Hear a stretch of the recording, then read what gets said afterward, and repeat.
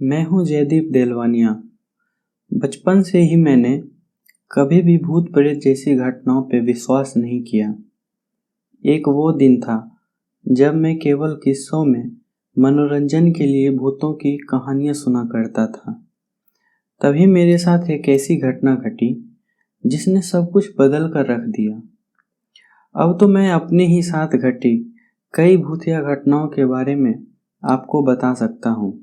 आज जिस घटना के बारे में मैं आपको बताने जा रहा हूँ, ये मेरे साथ गुजरात में घटी थी। मैं अपने एक दोस्त के यहाँ पार्टी में गया हुआ था। हमारी पार्टी लगभग 12:30 बजे रात तक खत्म हो गई थी। थोड़ी थोड़ी ठंड की शुरुआत हो गई थी और आधी रात हो जाने के कारण मेरे दोस्तों ने मुझे रात में वहीं रुक जाने को कहा, लेकिन मैंने ही मना कर दिया और अपनी बाइक लेकर घर की ओर चल पड़ा। थोड़ी दूर जाते ही मुझे ठंड लगने लगी, इसलिए मैं बाइक रोककर बगल में थोड़ी देर के लिए खड़ा हो गया। तभी मुझे कुछ कुत्तों के भौंकने की आवाज़ आई। जानने के लिए मैं पैदल ही थोड़ा आगे बढ़ने लगा।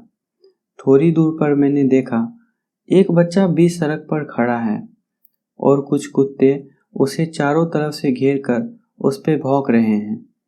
मैंने एक पत्थर उठाया और कुत्ते को मारकर भगा दिया। उस समय रात के करीब 1 बज गए थे।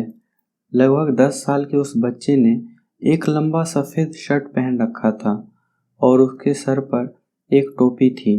ऐसे में आधी रात एक बच्चे को बीच सड़क पे देखकर मुझे भी डर लग रहा था। फिर भी मैंने हिम्मत करके उस बच्चे से उसका नाम और घर पता करने की कोशिश की, लेकिन वो मुझे देखकर रोने लगा। उसके बाद वो एक मकान की तरफ बढ़ने लगा। मुझे लगा वही उसका घर होगा, इसलिए मैं भी वहाँ से चला गया और घर आकर सो गया। कुछ दिनों के बाद वापस घर लौट रहा था, तभी मेरी नज़र दोबारा उस बच्चे पर पड़ी। अभी शाम का समय था। मैंने उस बच्चे से पूछा, बेटा तुम क्यों यहाँ वहाँ घूमते रहते हो, तुम्हारा घर कहाँ है?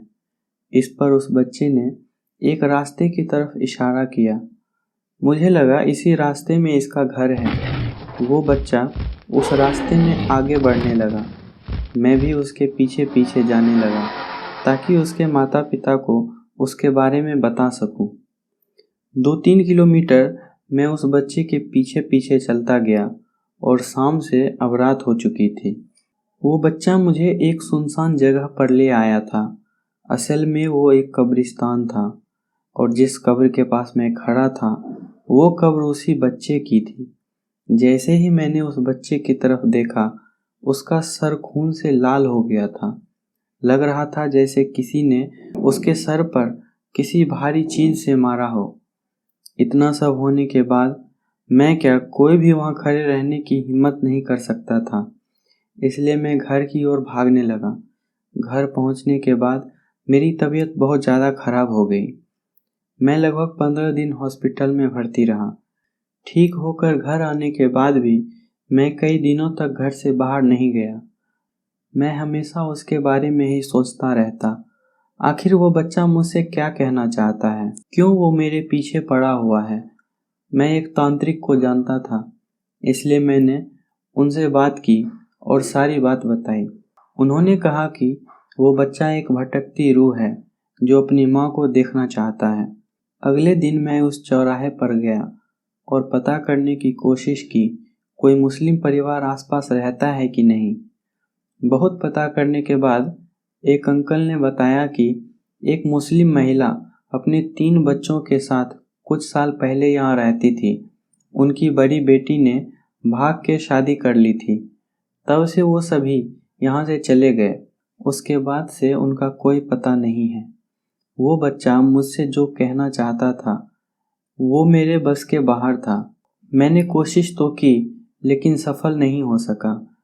कुछ दिनों के बाद मैं एक दिन उस बच्चे की कब्र पर गया और उसकी मदद न कर पाने के कारण उससे माफ़ी मांगी। तब से वो बच्चा मुझे कभी नहीं दिखा है।